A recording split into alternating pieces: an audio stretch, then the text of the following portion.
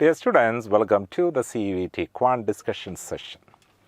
So in this set of questions or in this exam, you experienced lots of most easiest type of questions while we are comparing it with the previous set of questions. So here we can consider first question. It's from the topic numbers. How we can solve such a question? The two numbers are 63 and 77 and their HCF is 7. Find LCM. So there we have to apply a very basic idea. Product of any two numbers. So that's the basic concept. Product of any two numbers. It's applicable for any two numbers. Product of any two numbers is equal to the product of their LCM and HCF. Product of their LCM and HCF. Here we are going to find out LCM. It is given that LCM equal to, HCF equal to 7. Therefore, LCM into 7, which will be equal to the product of those two numbers. Those two numbers are 63 and 77. Then how we can solve it? How we can find LCM? LCM is simply 63 into 77 divided by 7. We can simplify it further. Here, this is 11 times. What is 63 into 11? So that we can easily do 63 into 11, that is easily we can conclude which will be equal to 693. How to multiply a quantity by 11 easily? So here if you need to multiply 63 by 11, first you have to write this 3. So write 3. What is the second step? Just add these two numbers. 6 plus 3. 6 plus 3, write 9. And finally you have to write the 6 itself. Therefore, the answer is 693. So, that's the easiest way to multiply any number by 11. Here we just consider another one example. Suppose if you need to multiply ABC, a 3-digit number, by 11. How to perform this one? So, here this is ABC into 11. So, in such a situation, that's a simple trick related to the multiplication by 11. First, we just write the C. Second step, B plus C. B plus C, and the next step A plus B, A plus B, and finally this A alone, A alone. So like this way we can find the product. So I just discussed that part, means that's concept as part of this question. That's it. So here the next question. The total cost of a washing machine with an electric chimney was rupees 57,750. The electric chimney was sold at a profit of 34% and the washing machine at a loss of 24% if the sale price was the same. That's the important point here. Sales price. Here the selling prices are same. Then the cost price of the cheaper item. So here we have to consider, so these two varieties. Its chimney's price we can assume that as C, and that of washing machine you can consider that its cost is W. So it is given that this chimney sold at a profit of 34%. Then how we can write it is 134% of chimney plus. So the second one, this washing machine sold at a loss of 24%. Then how we can express that price? So that means we here the basic assumption, the cost price of a chimney as C and the cost price of a washing machine as W. The 24% loss, how we have to express that, means a decrease there. 100 minus 24. What will be 100 minus 24? That is 76. So this is 76. So here, this is, here the very important point, both the selling prices are same. Both the selling prices are same. I just explained it in more detail. So here we just consider, we can assume cost price of chimney. So if we are considering the entire step, so we can consider that is C. Therefore, selling price of chimney, how it will be? There is a profit of 34%. So you can write it as 134% of C. And we are considering the cost price of washing machine. Cost price of washing machine. Washing machine. Suppose that is M, or W we can put. instead of MW. Then what should be the selling price of washing machine? Selling price of washing machine. So there is a loss of 24%, therefore that is 76% of W. It is given that the selling prices are same. So how we can write that X part? Therefore 134% of Z is same as 76% of W. So here we can frame it as a ratio chimney by washing machine, which will be equal to 76 by 134. Whether there any further simplification possible? Yeah, it's possible. Here we can divide both these values by 2. So when we divide these values by 2, this is 38. And what about the denominator? Here we are dividing this denominator by 2. So this is equal to 2 times of 6, that is 12, and 40 will be there, 7. Further division is not possible, therefore we have to keep the values like this. And what we are going to find out, then the cost price of the cheaper item. It is given that the total cost is 57,750. Then which is the cheaper item here? Cheaper item, that value expressed by 38. So therefore the cost price of chimney. So don't forget, cost price of chimney we assumed as Z. So how we can find the C? C is 38 by. Sum of these two ratio values, just add up together, 8 plus 7, that is 15. So 6 plus 3, 9 plus 1, that is 105 of 57,750. So for the simplifications, we have to simplify it. How to simplify this step of operations? Here we know that these two values are divisible by these two values are divisible by 5.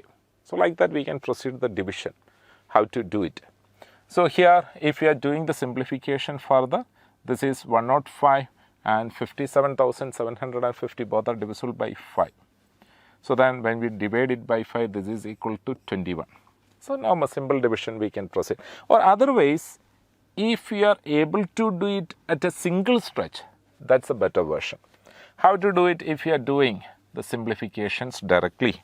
Like this is 57750 by 105. We are simplifying like this. Why we are proceeding such a lengthy step, means a complicated division directly? Here we observed that 38 and 105 doesn't have any common factors. Therefore, we are understanding from the given set of options, anyway it's completely divisible, otherwise you will get some of the decimal values are answers. Therefore, this 57,750, that should be divisible by 105. Get it? So therefore, we are doing the divisions here. Here while observing the values here, we got in 577.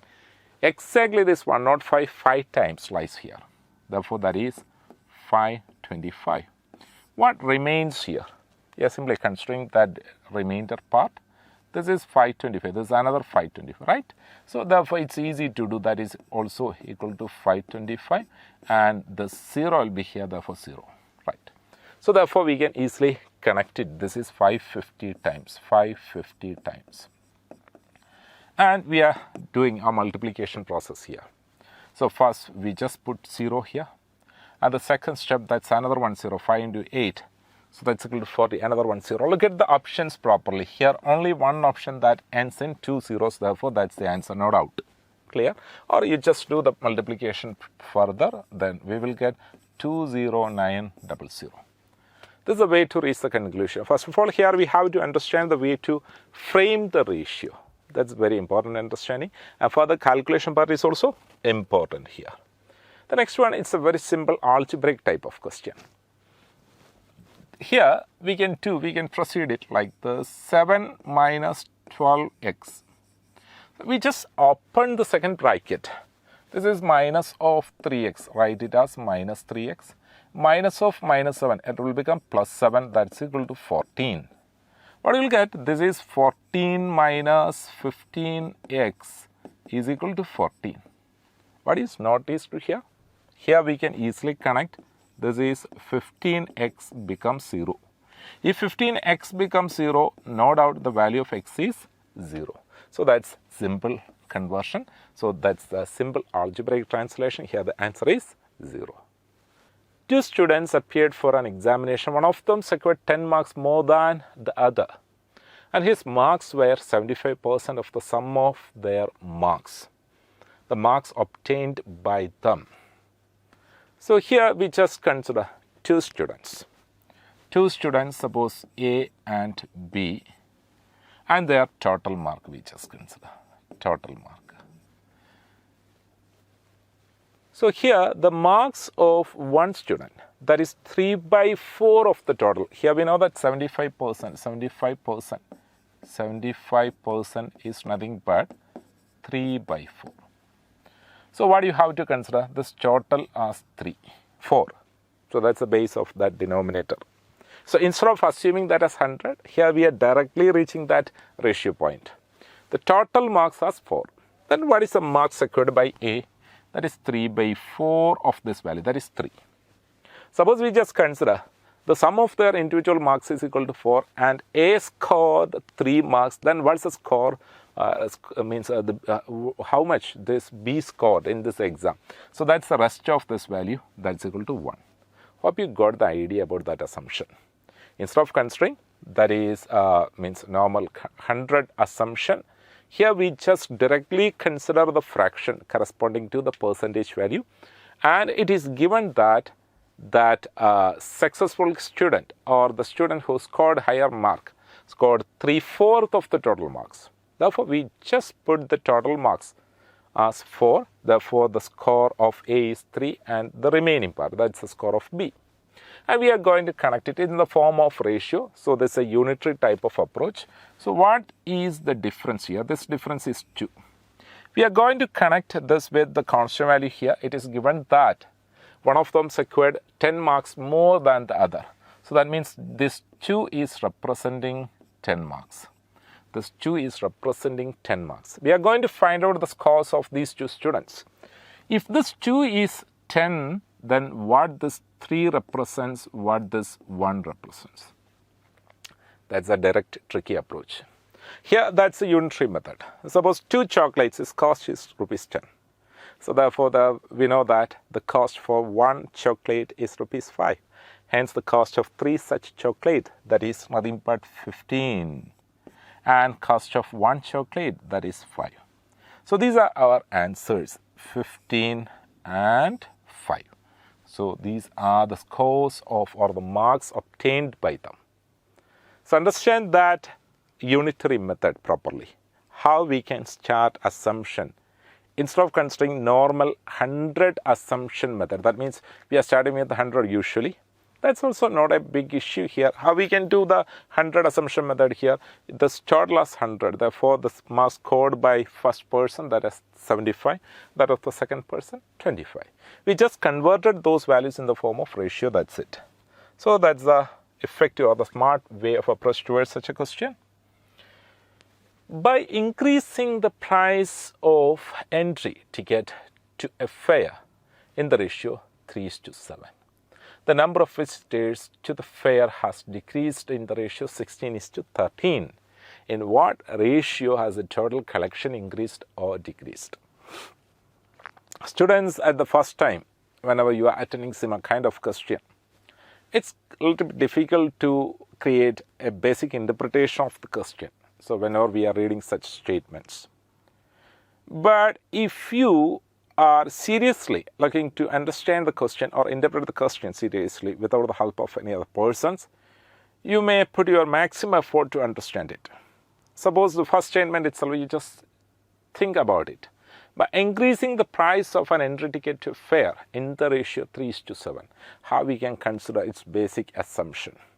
Suppose the entry ticket initially was rupees 3. So it's increased to rupees 7. We just simply assume like that. And which is the most clear and practical assumption here? So the initial ticket fare as 3x. Finally, it becomes 7x because we have to put that multiplicative factor x over there. That's the actual version. But here we are considering it will be in the ratio form itself. So this is tickets fare. So what happened? This ticket fare Initially 3, finally 7. So due to this increase, usually in a practical situation, we know that the number of visitors will decrease. And in which ratio is decreased? That is 16 is to 13. Therefore, number of visitors. So how it's decreased? 16 is to 13. And we know that the ticket fare into number of tickets. So that's the total revenue. So here we are considering the total collection ratio. What is the variation of Cuet here? Total collection ratio. That's the product of these two values. This is 3 into 16 is to 7 into 13. So what is 3 into 16? 3 into 16 is 48. And 13 into 7, so that is 91. Hence we observed that here it's an increase. And that increase in the ratio 48 is to 91. So therefore we can consider this collection increased in the ratio 48 is to 91. Hence this is the answer. So this is a very basic ratio type of approach. To cover a distance of 315 km in 2.8 hours, what should be the average speed of the car in meters per second? So while we are considering the term average in this question, never be confused, simply asking for speed. What is the speed? So and how to find the speed here? And we know that speed is nothing but distance by time.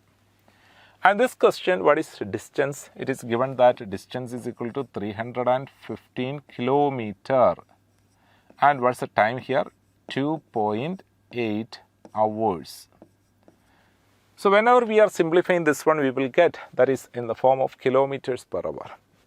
So I just do the operations like this, 315 into 10 divided by 28. Why we multiplied by 10? For avoiding that decimal from the denominator. Therefore, this is in the form of kilometer per hour. But look at the options. Here all the options are in meters per second. So just recall what's the unit or the constant value to multiply this kilometer per hour to convert it in the form of meters per second. So there we just recall that constant value. Here we are considering x kilometer per hour. If we need to convert it into meters per second, so that is x into 5 by 18 meters per second. So this 5 by 18, that's the important unit conversion constant value. Therefore, in the similar way, if we need to convert in the reverse order y meters per second, if we need to convert it into kilometers per hour, how it will become? Y into 18 by 5 kilometer per hour. So this is an important conversion. Understand it. Then how we can convert our given value in meters per second.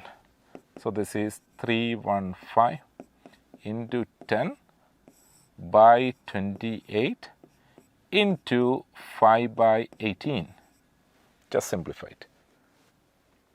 So while we are simplifying this one, here 2 times of 9, here 3 times of 9, that is 27, 45 is there, then 5 is there. Again 7 we can cancel, 7 into 4, 7 into 5, that's it. Further we can simplify it like this, 2 and 10.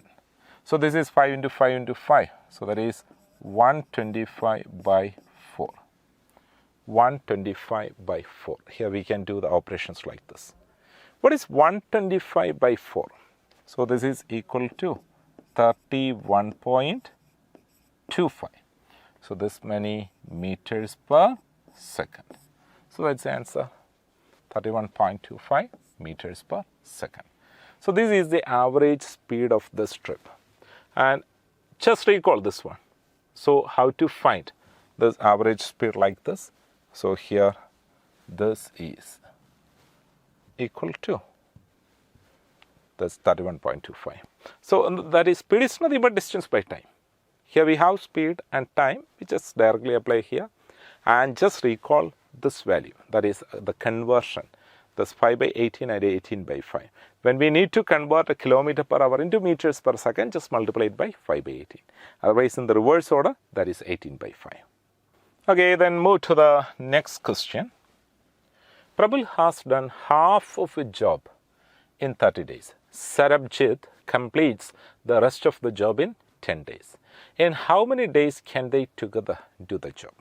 So before considering this question, first you have to consider the basic result. Suppose if A can complete a job in X days, B can complete the same job in Y days. Then both of them together, A and B together, how many days? There a direct result we can apply, that is xy by x plus y days. By applying the same result, how we can convert here? First of all, collect the data from the question. Here Prabal has done half of the job in 30 days. Suppose Prabal required 30 days for the completion of half of job. Then what's the time required for complete full job? For completion of the full job, Prabal required 60 days. That's a simple logic. Prabal required half, means 30 days for the completion of half of the job. Therefore, for the completion of the entire job, Prabal required 30 days. That's a simple idea, 60 days. So therefore, here we are considering the second person. Second person, Sarabjit. So for this Sarabjit, he required 10 days for the completion of the remaining half. Therefore, his total time required for the completion of the entire work, that is 20. Then if we are considering in how many days Prabal and Sarabjit together, so directly we can apply this result. That is 60 into 20 by 60 plus 20. So this will be equal to 1200 by 80. So we can simplify it. This is equal to 15. So therefore the required, it's in 15 days. Or here the very important or very basic idea. Here Sarabjit alone required 20 days for the completion of the entire work. And with the assistance of another one person. So Sarabjit alone can complete this work in 20 days with the assistance of additional one person. We don't want to bother about the efficiency of that person. Definitely they together required less than 20 days. That's the simple logic here. So look at the options. How many of them are less than 20 days? Only one. So like that way also we can case answer. That's a smart approaching style. Ticket for an adult is 500 and a child is rupees 200. One child goes free with 2 adults if a group of 20 adults and 8 children. What will be the discount percentage of the group? So here actual ticket rate for this group, first of all we have to consider. So that's the actual cost. Actual cost we are considering. So that is 20 adult and 8 children. 20 adult and 8 children. So 20 adult. So adult have to pay rupees 500 per head, 500. And children, 8 children were there. So they required 200. Got it? 200 each. So while we are simplifying this one, this is 10,000. This is 1,600. So therefore 10,100 and 600. Got it? So this is the total cost. And we have to consider what's the favor they received or the discount. So discount, there we have to consider they should get a waive for the tickets for this 8 children. Because here we have 20 adults. With the 20 adults, we can accommodate 10 children because for each 2 adult, 1 child is free. So therefore, we just consider that is the ticket fare for 8 children. So therefore, 8 children, so that is 8 into 200, so which is equal to 1,600. 1,600. So that's a discount they received in this transaction. Therefore, we have to find what's the discount percentage. That is 1,600 divided by 11600 into 100%. Always remember, discount percentage is nothing but discount by marked price into 100. Here the marked price or the actual cost, that's equal to 11600. So further we are simplifying this one. This is 16 by 116. How to simplify it? While observing this one, we got the idea 16 by 116 is greater than 10%. 10%. But less than 5%.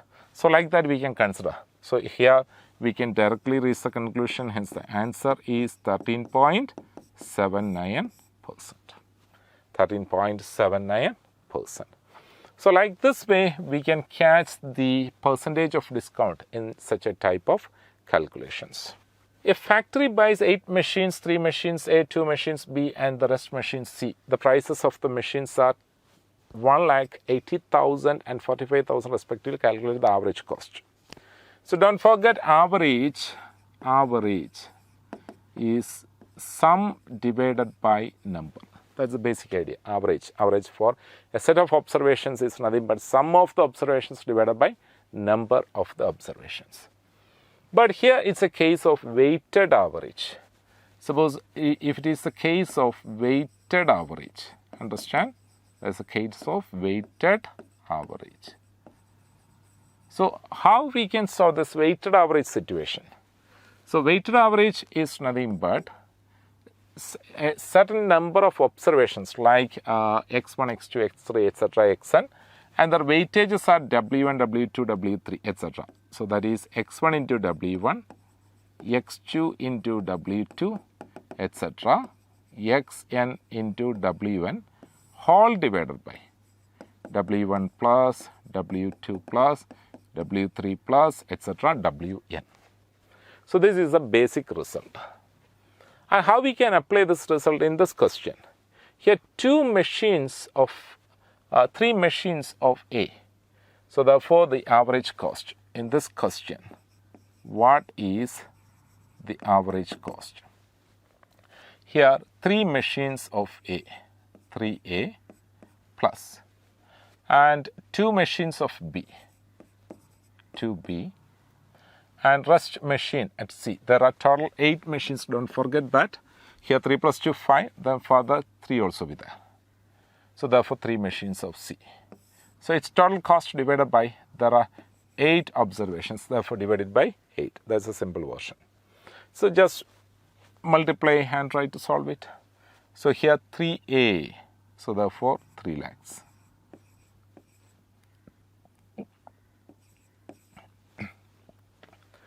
2B, that's equal to 2 into, here B is equal to 80,000. So 1,60,000 plus 3C, 3 into 45. What will be 3 into 45? 135, 000, 1,35,000. Okay, so this whole divided by 8. So this will be equal to, so this is 3 lakhs, 1,60,000, 1,35,000. Just think about 300 plus 160, 460. 460 plus 535. So that is equal to, here 300, 160 and 135. Just add up together. This is 300, 160 and 145. 5 is there, 9 is there, 5 is there. Therefore, the answer is 595 by 8. So this is 595 by 8. So simplify it. 7 times. So therefore, this will be 595 and put as many zeros also. Don't forget that point. Here this will be, how many zeros we have to put? So 585 means we just cut at this place. That's why. So remaining 3 zeros also we have to put. Then simplify it. So here this is 7 times, that's equal to 56 is there. Then 35. 35 at that time 4 times. 8 into 4, 32. Then 30 is there. 7 times of 30 is there. So that is equal to, once again, this is 8 into 7, 56. 35 is there. 8 is 32. Therefore, 30 is there. 33 times of 8, 24. 6 will be there. 7 times is here. Then 40 will be there. So that is 5 times. So therefore, this is the final answer. Therefore, the answer is option A. So this is the application of weighted average, simple application. So understand this weighted average concept. If you are considering normal average, that is simply sum divided by observation. But in the case of weighted average, understand their weightage is also applicable, or the frequency is also applicable. Here 3, 2 and 3 in this question, those act in the form of weightages. So the next question, triangle ABC, the angle bisector of angle A cuts BC at E. Find the length of AC if the length of AB and BE and E is equal to 9 centimeter, 3.6 centimeter and 2.4 centimeter. Suppose if you are drawing such a figure, then how it will become? We can draw such a diagram here. Suppose a triangle, we just consider a triangle. It will be like a triangle. And if we are considering, so another one, an angle bisector we are drawing like this, an angle bisector. Great. So then we just named them. In triangle ABC, ABC. So angle bisector of A cuts BC at E. So this is an angle bisector. That means therefore these two angles are theta, theta. We just consider.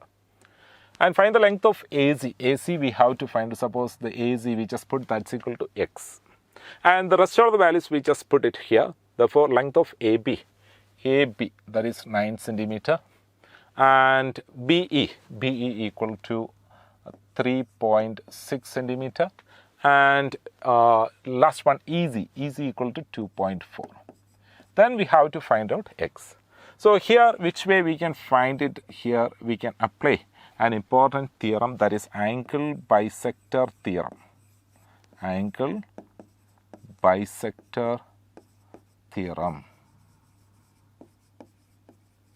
So how we can apply angle bisector theorem in such a situation? If AE is the angle bisector, so then the relationship will be like this. This is AB by AC. AB by AC is equal to BE by EC. Got it? AB by AC is same as BE by EC. So this is the angle bisector theorem. Don't forget, as per this diagram, in this ABC, AE is angle bisector. Then we just substitute the values here. AB is equal to 9 and AC equal to X. We assumed, and we are going to find out what is the measure of AC in this question.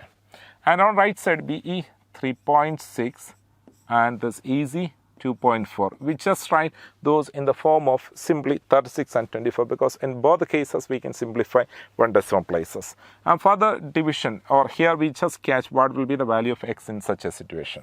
So therefore, X is equal to 9 into 24 by 36. So here we can cancel, that's equal to 4, then 4. We just simplified here, that is 6. Therefore, the value of X is equal to 6 centimeter. Then the next question, the effective annual rate of interest corresponding to a nominal rate of 22% per annum payable half yearly. So here we have to consider what is the rate of interest. It is given that 22% per annum. And the interesting conversion here, if the rate given in the form of annual rate, you just simply divide it by 2 and write it in the form 11% half yearly. 11% half yearly. Got it? So like this way we can convert it. If it is 11% half yearly, then the effective annual rate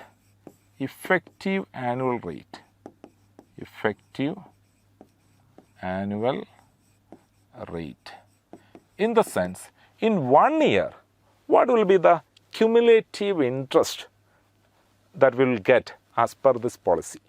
So in the first half year, 11%, and second half year, it's 11% will increase. So that's in the form of successive variation. So therefore, how to do it?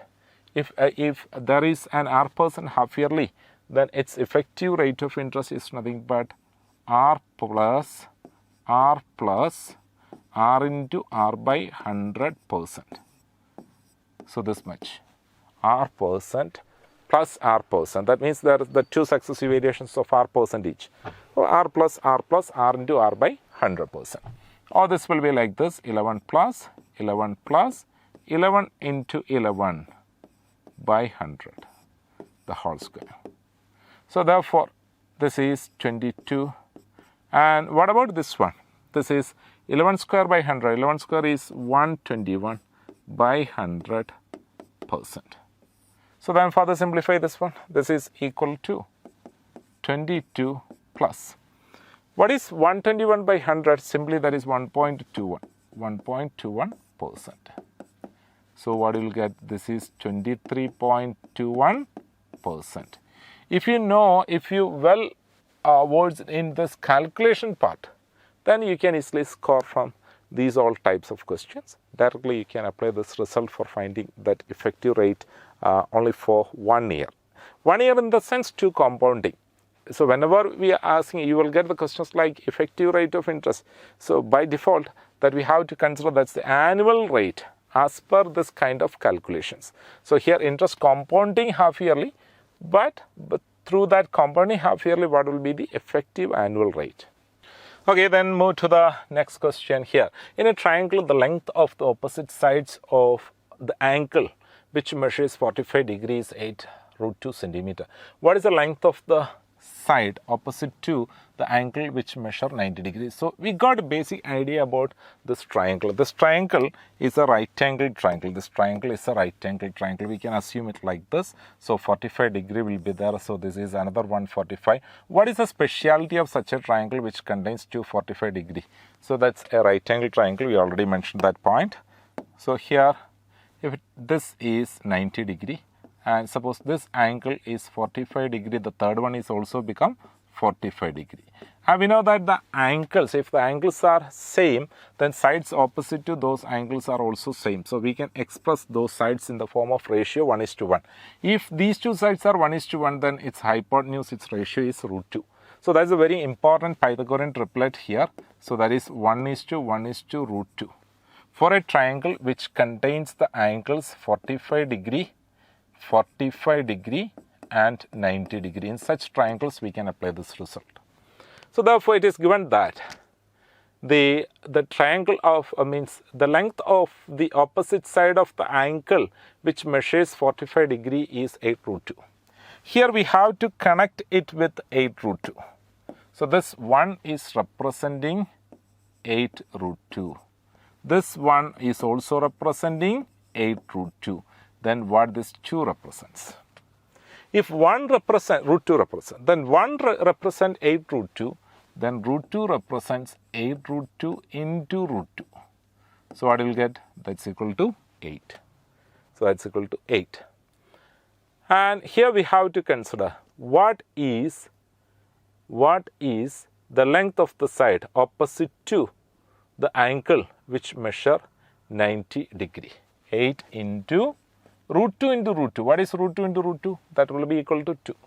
So therefore 8 into 2, which will be equal to 16. Here the answer is option A. Here you have to recall this very important triples. Based on this triples, we can find the answer. So first of all, you have to understand this right-angled isosceles triangle. That's a specialty of this triangle. In a right-angled isosceles triangle, the sides are in the ratio 1:1:√2. That's an important understanding for this question. Move to the next question. If the volume of a cylinder is 2156 cubic centimeter and the height is 14 centimeter, find the radius. How to find the volume of a cylinder? So volume of a cylinder is quite easy to find. That is pi r square h. Volume it's given and its height also given. then we are going to find out the radius. So therefore, here this volume is 2156 and height is 14 centimeter.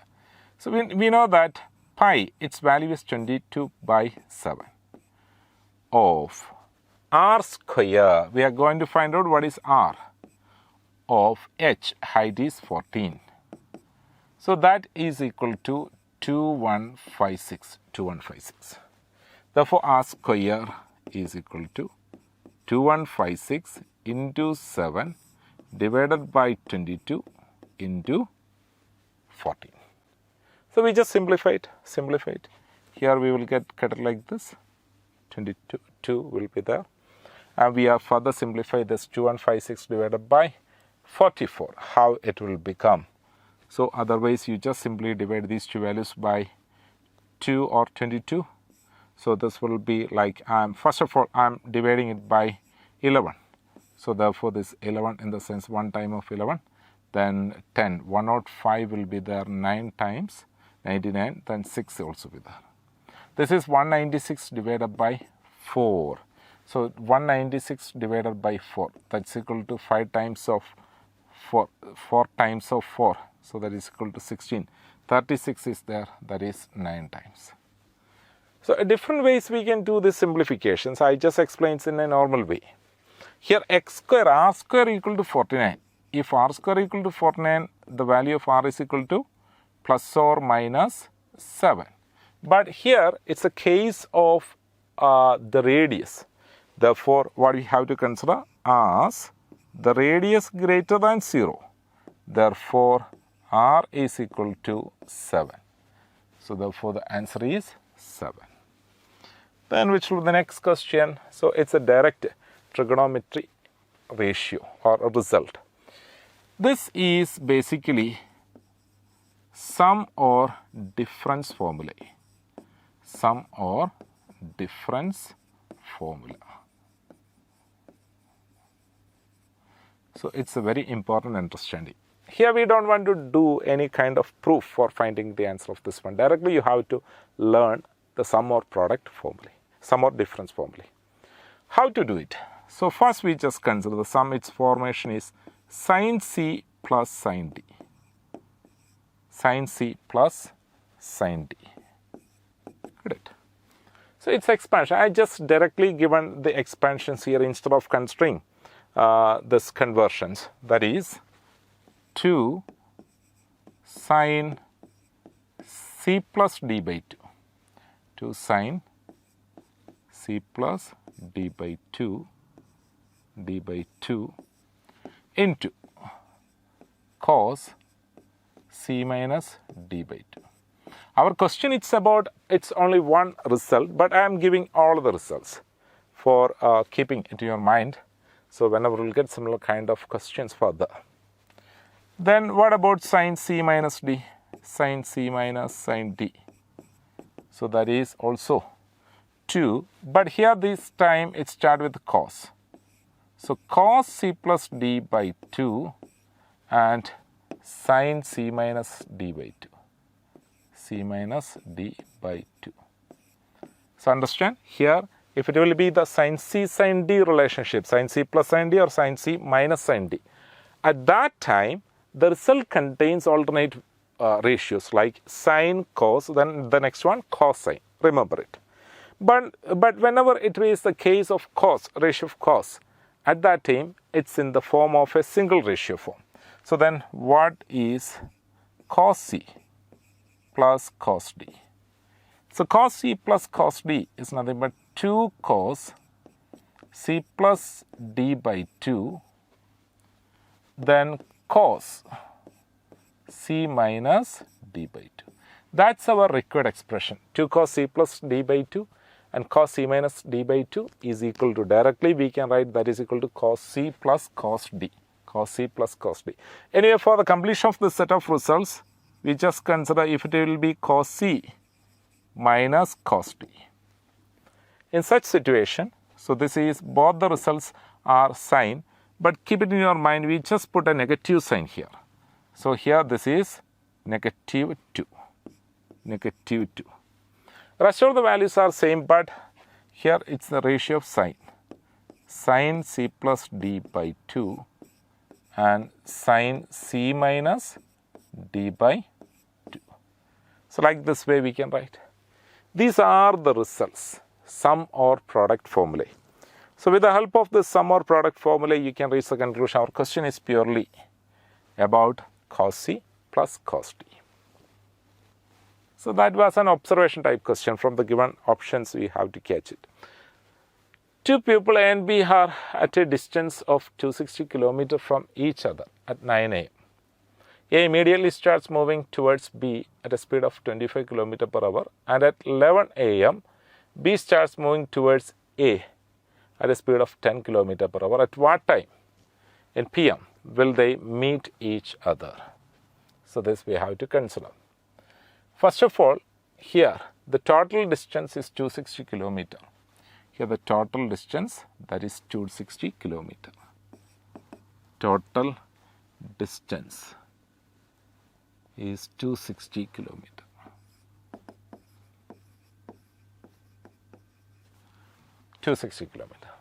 Each of them start at 9 a.m. A immediately start moving towards B at a speed of 25 km.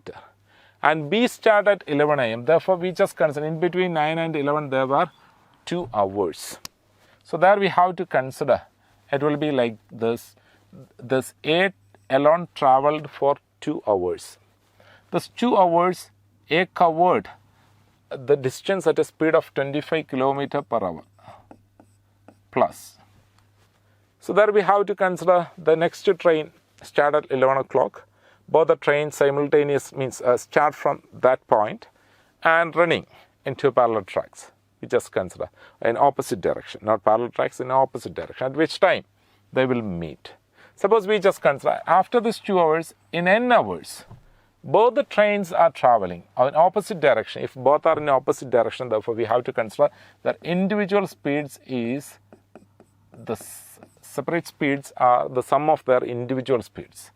So that is 25 plus 11, not 11, the speed of the second train. So the speed of the second train is 10. Speed of the second train is 10. Got it. So this will be equal to 260, like that. Then from this step we can find out the value.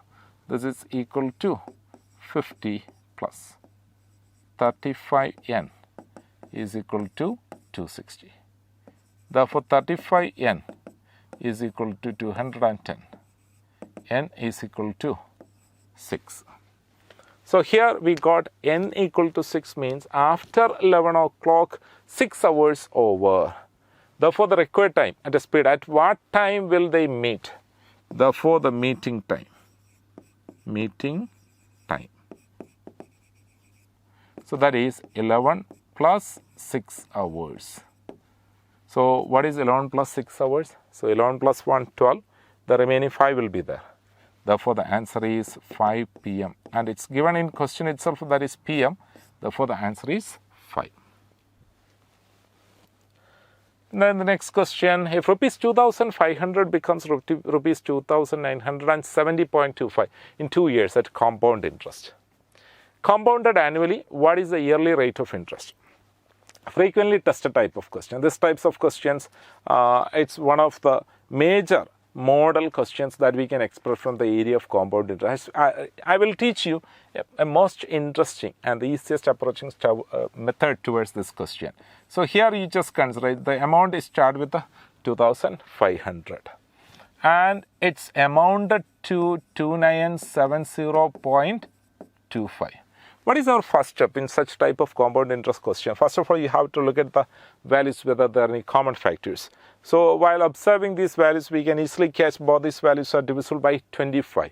So if we are dividing it by 25, this will be 100. What about this side? When we divide this value by 25, this 29 contains 1 time of 25 is there. Then after that 25, 4 is there, 47. So how many times of 25 there? 25 there, 1 time.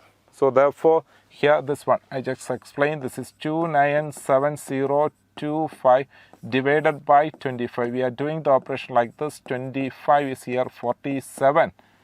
So that 47, it also contains 125, but this time that is 2, this is 2, 220. 220, it contains 8 times, therefore that is 200.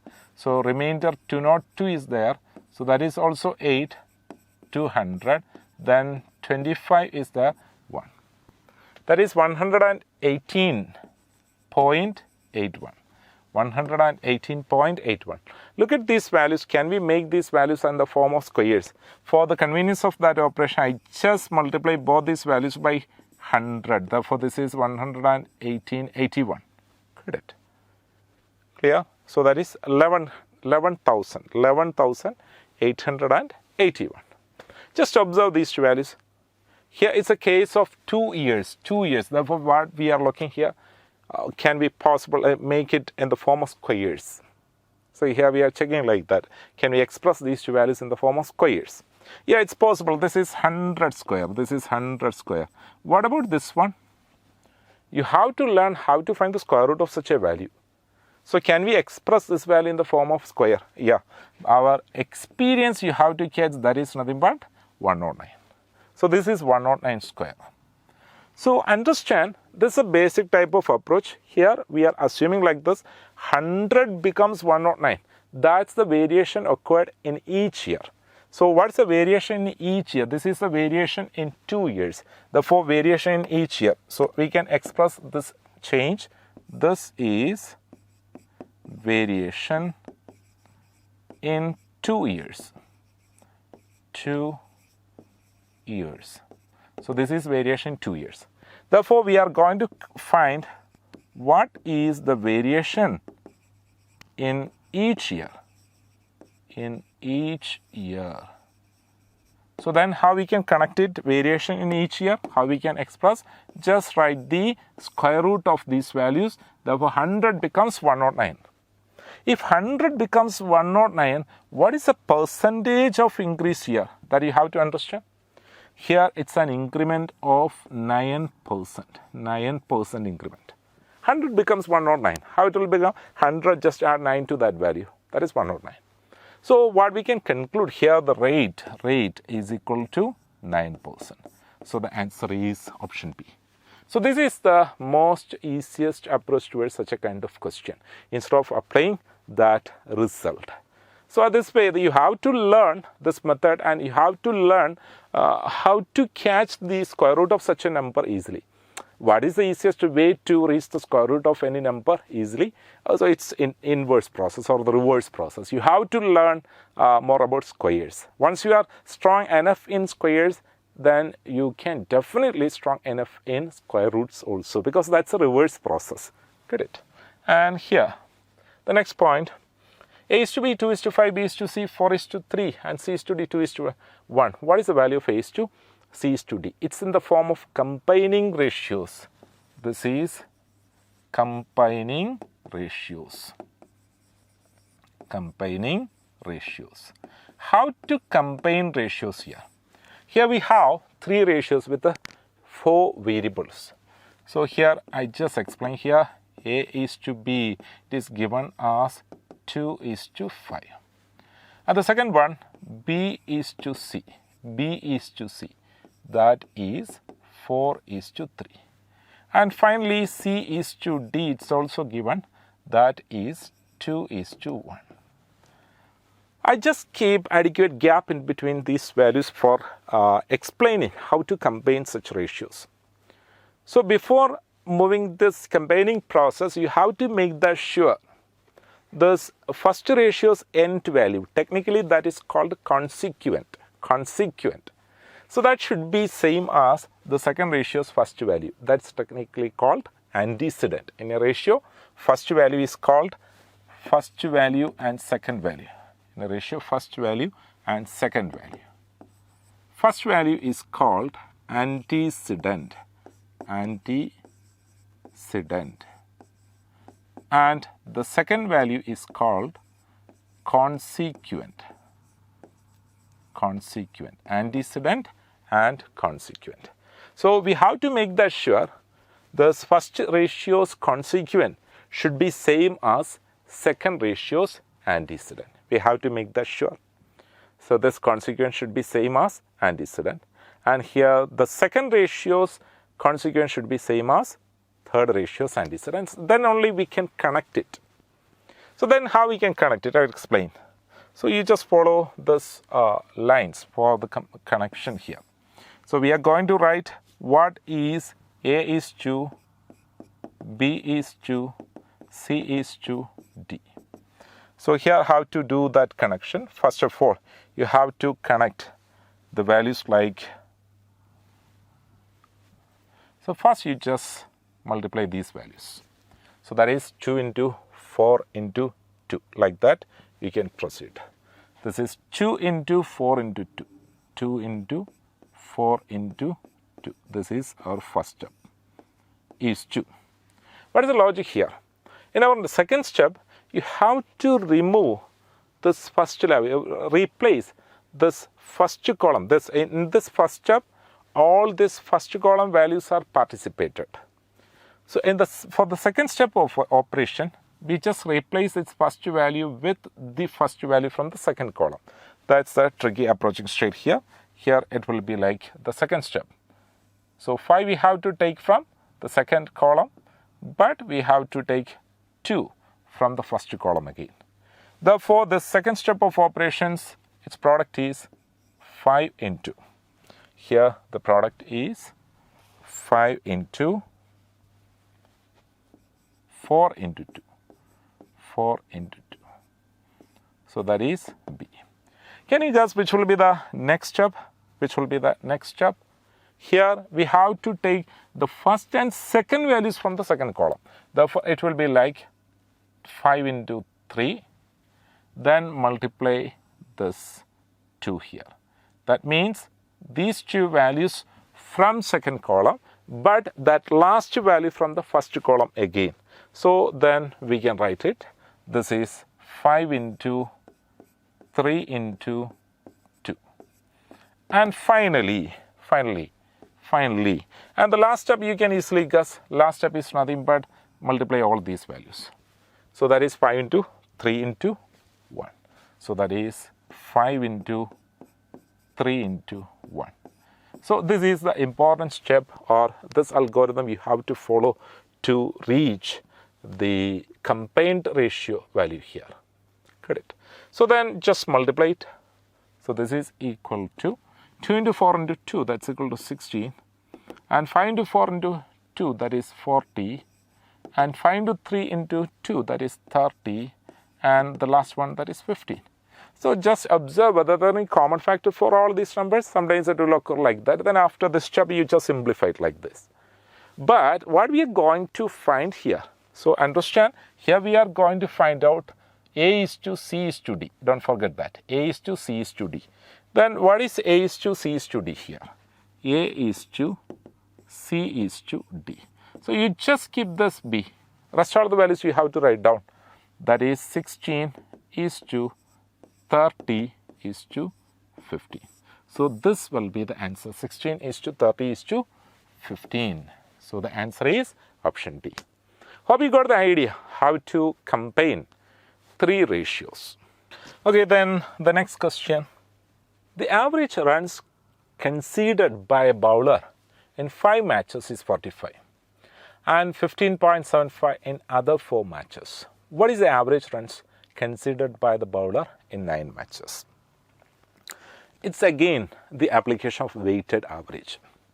Here we have to consider 5 matches. The average is 45. Therefore, 5 into 45, that's the total runs conceded from those 5 matches. Plus the rest 4 matches there. In this 4 matches, the scores conceded that is 15.75. That's the average. Understood? Here in total 9 matches, 5 plus 4. Therefore, this is the net average. So we are finding what is the average runs considered by the bowler in 9 matches. So this is the net average. How to solve it? Here, for simplifying this step of operation, While observing these values, we got the idea that this 45 and 15.75 both are divisible by 9. So therefore, we can do such a kind of division for the convenience of calculations here. This is 5 times of 9. We can write it like this. And here also we just divide. That's very important understanding here. Numerator contains 2 terms. Therefore, if you need to simplify it with 9, you have to make that sure both these 2 terms contains 9. Then only it's possible. Otherwise, if only one term is divisible by 9 and the other one is not possible, then we cannot divide it like this. So here we observe that the second one is also divisible. How we can identify whether that number is divisible by 9? Just add the digits together. What is the condition that a number has a multiple of 9? Or how to identify that whether the given number is divisible by 9? So you have to take the digital sum. If the digital sum is a multiple of 9, then we are sure that number is divisible by 9. So here also like that, the sum of the digits, you don't need to bother about the decimal place here while we are considering the digital sum. So this is 18, that is divisible by 9. Yeah, therefore we are doing the division here. This is 1 time of 9. Don't forget to put the decimal point there. After 9, then 6 is from either there, then 67. 9 times, 7 times. Therefore, 63 will be there. 45 there, so that is 5 times. So we can do the operation easily. Here we just simplified the values like, this is 5 into 5, that is 25. Plus, what is 4 into 1.75?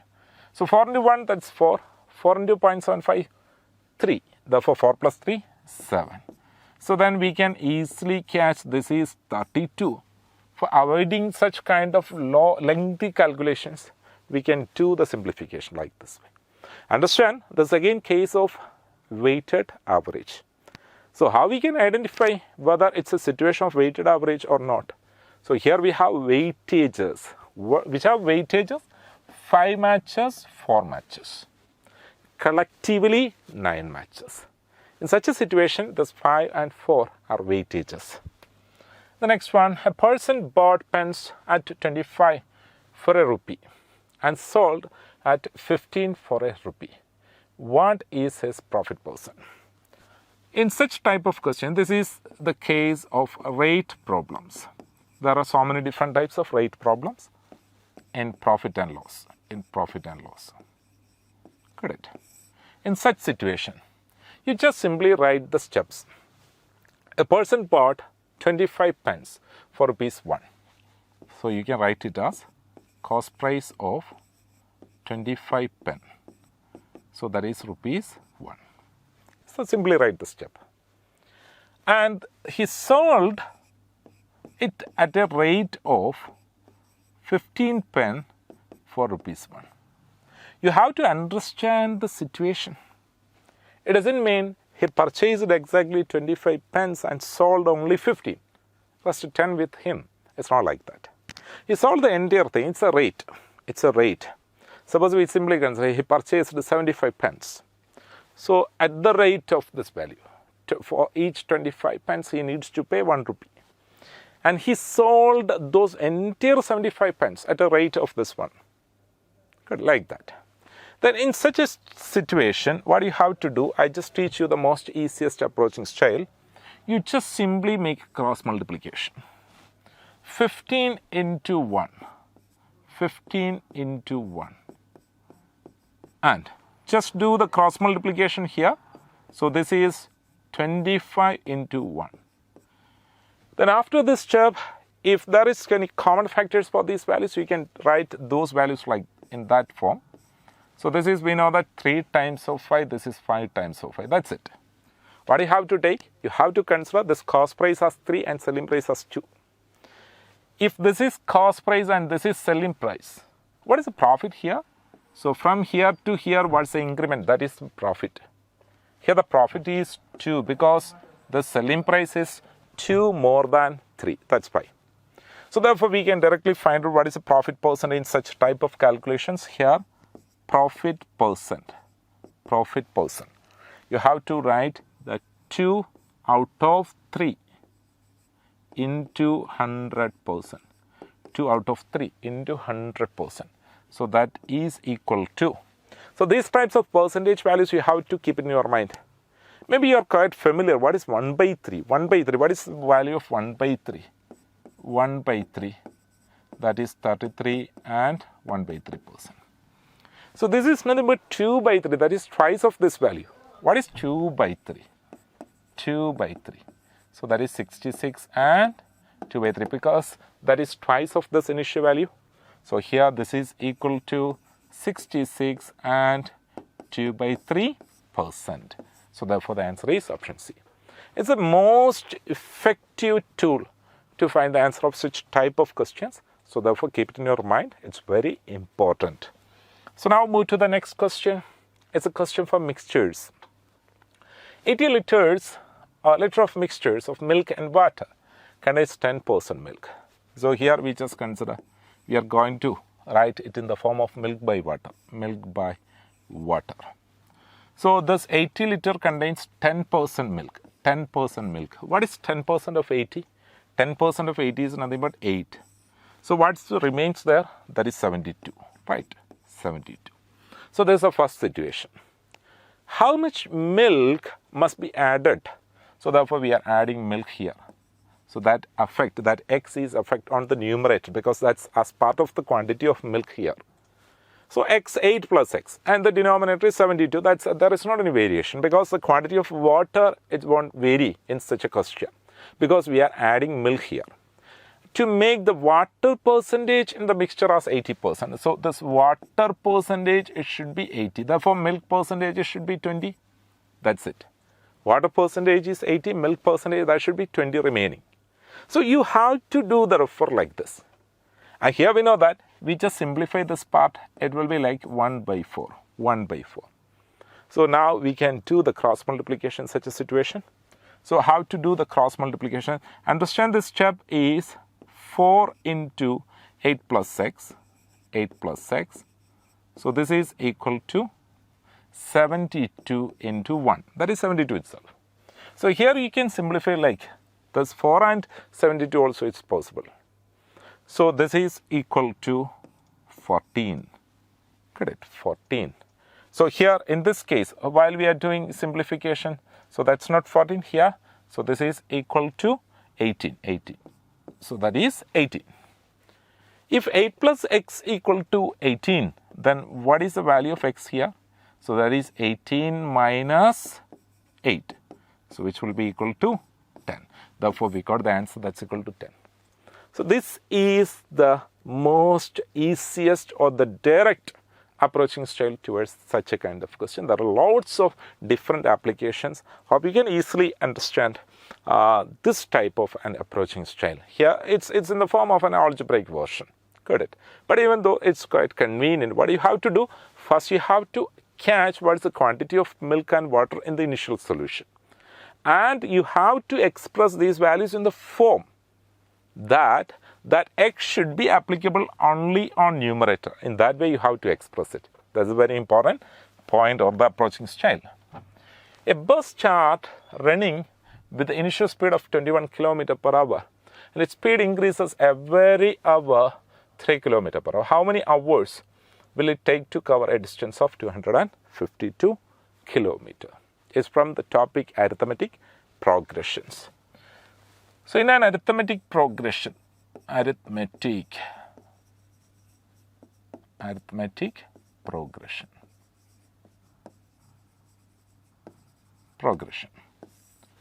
So in an arithmetic progression, how to find the sum of n terms? So that is simply n by 2 into 2a plus n minus 1 into d. So this is the result for finding the sum to first n terms. So here in this question, here the first term, that is 21 km per hour speed. And the speed increases every hour by 3 km per hour. That means it represents the common difference, 3. Don't forget, it represents the first hour this bus is traveling 21 km. So immediately succeeding hours, it will increase by 3 km per hour. That means second hour, 24, third hour, 27, and so on. So when we add these all terms together, when it will become 252 km. That means the sum of n terms will be equal to 252. Then what is that n? So you can apply these values, sum to n terms. So that is 252 in this result. And you can find it. Instead of doing such kind of an operation, I'm giving it's in a reverse form. Reverse form, that means you have to do it from the options. So how to start it from the options? So understand, so that is we are following a work back method. Work back method. Work back method. So how we are familiar this work back method in the form of trial and error. So that is trial and error. But there are some rules in such a type of questions. Here look at the options. Options are given in ascending order. 3, 5, 8 and 10. So you have to start from any of the middle options like 5 or 8. Good. Instead of following this algebraic type of operation, you just simply consider that n equal to 5 or 8. So here I am starting like n equal to 5. So let n equal to 5. So we are testing whether sum to n terms will 5 terms will become 252. So therefore sum to 5 terms. As per the result, this is n by 2 into 2a, that is 2 into 21, 2 into 21 plus n minus 1, that is 4 into d is equal to 3. Just simplify it. So here we can cancel this 2 here. This is 2 times. This is 5 into, this is 21 plus 2 into 3, that's equal to 6. What you will get? This is 5 into 27. What is 5 into 27? That is simply 135. This is less than our required value 252. Therefore, what we can conclude, this is not our answer. If that is not our answer, definitely 3 is also not. Because we got a direction that our answer is greater than 5. Then what we have to check, we are testing the next value. What do you have to check further? So we have to consider the next n. So that will be equal to. So the next step, so let n equal to 8. Immediately next value we have to take. If 8 is also not possible, then we are sure 10 should be the answer. That's it. That's a trick. Therefore, what will be sum to first 8 values? That is n by 2 into 2a plus n minus 1 into d. 2 into 21 plus 7 into 3. Here we can cancel like this. This is 4. This is 4 into, this is 42 plus 21 is here. That is 4 into 63. This is 12. 1 is there. 252. Yeah, it's matching. Therefore, what we can conclude, hence we are sure our answer is 8, not 10. So this is the way. So do you think it's time consuming? So while we are considering this algebraic type of simplification, so this is most easiest approach. Understand? So this work back method will help you in such kind of situations. So from the options, so there are rules like you have to start from the middle options. So what is the disadvantage if you start from 3 onwards? If you start from 3 onwards in such context, you may prove that 3 is not the answer. You will get the direction that our answer is something more than 3. But what is the use there? Because rest all the options are greater than 3. Your testing will increase. So if you start from the middle options like B or C in the sense if the options are in ascending or descending order. If you start from the middle options, so at the maximum 2 verification, you can reach the conclusion. That's it. Here also we took 2 such verifications. So understand that work back method and the use of work back method. So this is the next question. Sum of rupees 400 becomes 448 at simple interest in 2 years. And how many years will the sum of 550 amounts to 682. That's an interesting question. 400 becomes 448. It's simple interest. Understand, that is simple interest. If 400 becomes 448, understand this is principal, this is amount. What is the interest here? There is an increase of 48. That is simple interest. Got it? In 2 years, in 2 years. So therefore, here we can find the result. How to find the simple interest? What is the result here? Simple interest is equal to PNR by 100.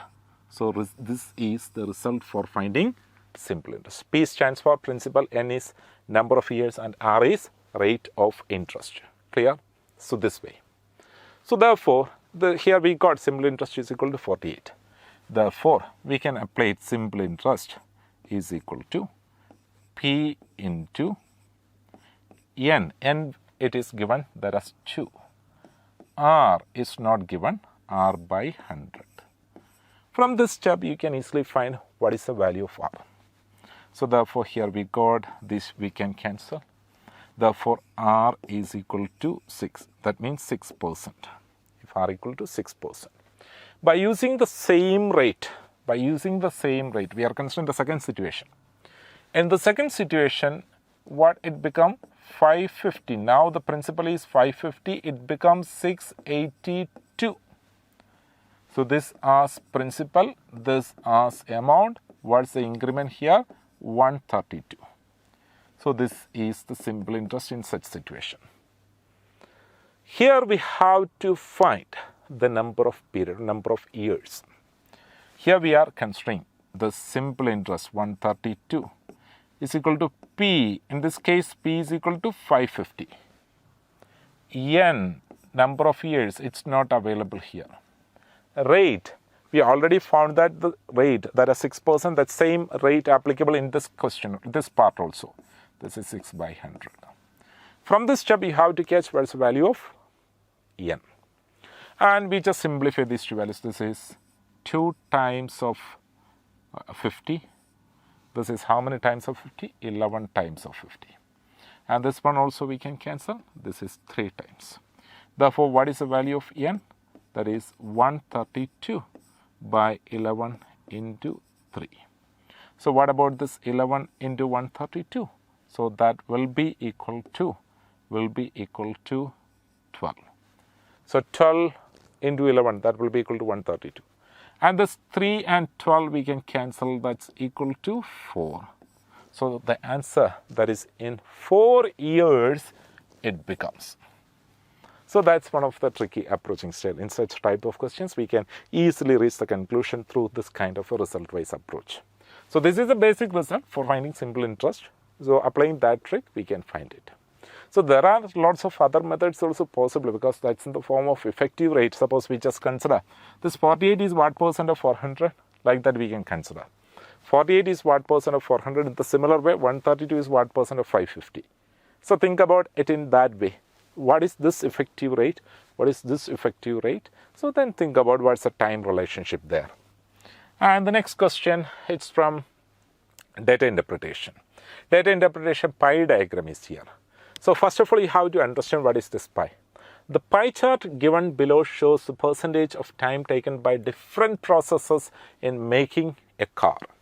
So there are different heads or the processes given: engine making, is there painting, frame, seats, glass, these all things. These all are in percentages. That means some of these all percentage values will be equal to 100. And understand the structure or the nature of the question. If total time taken to make a car is 300 hours, what is the total time taken in paint and frame? So therefore, the total time, so here you are considering total time. Total time in this percentage value, this total time is 100%, right? Total time we can express that as 100%. This 100% means 300 hours. Then we are going to find out the time taken for this paint and frame together. So here paint 13%, frame 22%. So here if you are considering paint plus frame, so what's the time taken together? So that is 13 plus 22, that will be equal to 35%. What this 35% represents? As 100 is multiplied by 3, we will get 300. Therefore 35 into 3, what is 35 into 3? 35 into 3, which will be equal to 105 hours. 105 hours. So this is the answer. 105 hours. Is it easy? So this is a unitary method. Through this unitary method, we can catch the answer for the next questions also. If time taken in seeds is 192 hours, what is the time taken in glass? The same approach we can consider. Here also the same approach we can consider. So how to do it? Time taken for seeds.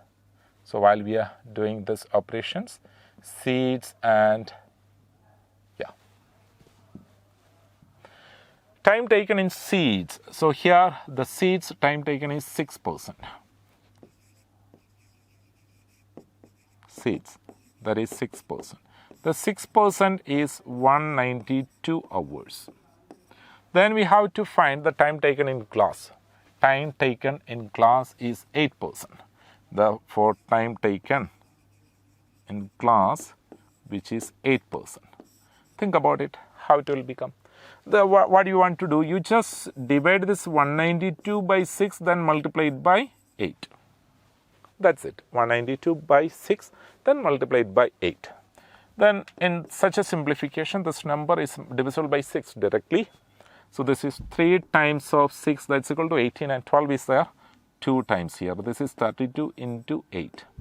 So this is 50, 16 will be there, 1 is there, 24 plus 1, 25. So that is 256 here. 256. Hence the answer is first option. Then move to the last question here.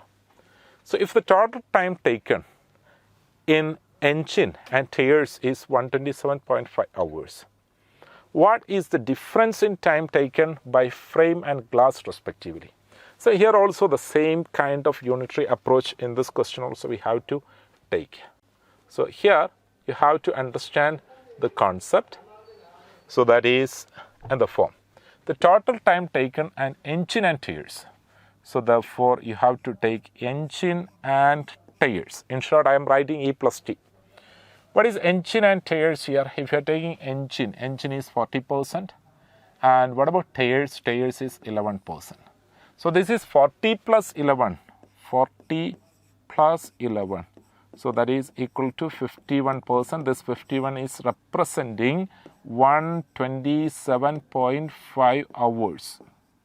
Right, 127.5 hours. Then we have to catch the difference between frame and glass respectively. Frame and glass. So what's frame here? Frame and glass here. So frame minus glass we can take. Frame minus glass. Here frame is more, therefore 22, and glass is 8. So that is equal to 14. We have to catch what is this 14. It's simply 127.5 divided by 51 into 14. Got it. So we just simplify these values. How it will become? So we are simplifying the values like this 127.5, whether it will be divisible by 51. So you just divide it by 51. And this contains 2 times, no doubt. That's equal to 102 is here. Therefore, this is 255. We put points here. So therefore, this is 2 point. What is 255? This is exactly 5 times. This is 25.5. Therefore, we got this equal to 2.5 into 14. So what is 2 point? Here, 2.5 into 14. How to do it? So 25 into 14. What is 25 into 14? 25 into 14 is equal to 350. 350. So therefore 2.5 into 40. So that is simply 35. Got it. So this is the answer here. So these are the set of questions from this mock exams. So not much complicated questions because, and right now you experience that you are quite familiar with the approaching styles and the tricky type of calculations through the previous set of mock exams analysis and its approaching styles. Like that, you have to learn more and more tricky approaching styles. Understand? You have to get in familiar with almost all the varieties of questions. And that type of awareness that we are developing based on the previously asked questions and the similar kind of questions will help you at the time of exam for a proper type of strategical approach. So right now we can wind up. Thank you.